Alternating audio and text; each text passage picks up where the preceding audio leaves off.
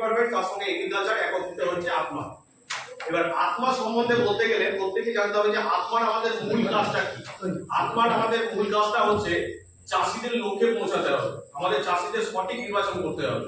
প্রকল্প বিশেষ করে আমাদের চাষিদের ডেমনস্ট্রেশন করা, প্রদর্শনী একটা ফিল্ডে গেলাম, মাঠে গেলাম, মাঠে গিয়ে কোনো একটা জিনিস দেখলাম, হয়তো সেই জিনিসটা নিয়ে আসলে কোনো একটা জায়গায় বেড়াতে গেলাম, সেই জায়গাটা থেকে আমি নিয়ে এলাম জিনিসটা, নিয়ে এসে আমি সেই জায়গাটা আমার নিজের জায়গায় লাগাচ্ছি, দ্যাট ইজ ডেমনস্ট্রেশন। মানে অন্য জায়গা থেকে কালেকশন করে field to field base program, মানে ল্যাব টু ল্যান্ড, মানে আমি ল্যাবে যে কাজটা করেছি সেটা আমি ল্যান্ডে গিয়ে প্র্যাকটিক্যালি করবো, দ্যাট ইজ হচ্ছে আত্মা।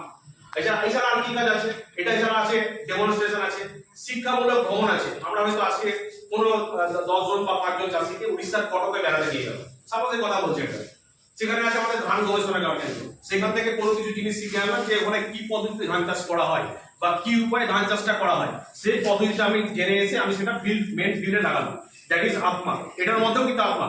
আমি কোনো একটা ফার্ম স্কুল করছি, ফার্ম স্কুল যে আজকে যে ফার্ম স্কুলটা করতে যাচ্ছি, এই ফার্ম স্কুলের মূল লক্ষ্যটা আপনাদেরকে জানতে হবে যে ফার্ম স্কুল কি। একটা যেমন বিদ্যালয়, বিদ্যালয়ের কি থাকে? বিদ্যালয়ে থাকে একটা পরিকাঠামো থাকে। বিদ্যালয়ে যেমন হচ্ছে হেডমাস্টার মশাই হচ্ছে মেন, তার সঙ্গে যারা সহকর্মী আছে তারা তাদের মতামত প্রদান করবে।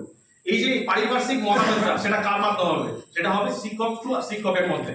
এবং এখানে ক্ষেত্রেও তাই, যে হেডমাস্টার মশাই আছেন উনি হচ্ছেন মূল প্রোপাগান্ডা। উনি আপনাদেরকে মানে দান দেবেন যে আজকে এই জিনিসটা করতে হবে।